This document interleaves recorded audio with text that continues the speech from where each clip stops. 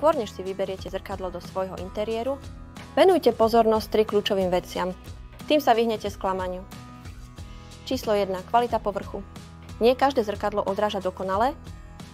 Povrch nízkej kvality môže skresľovať obraz, predĺžte siluetu a dávať pocit falošného obrazu. Uistite sa, že si vyberiete zrkadlo najvyššej kvality. Číslo 2. Veľkosť a umiestnenie. Malé zrkadlo vo veľkej miestnosti môže zmiznúť a príliš veľké môže miestnosť preťažiť. Stojí za to zvážiť, či má zrkadlo odrážať svetlo alebo plniť dekoratívnu funkciu. Číslo 3. To je štýl rámu. Je to viac než len doplnok? Rám zrkadla môže úplne zmeniť jeho charakter. Zrkadlá bez rámu sa hodia do minimalistických a moderných interiérov.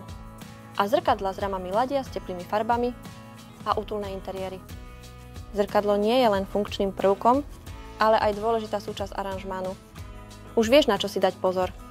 Teraz mi povedz, aké zrkadlo sa hodí do tvojho aranžmánu?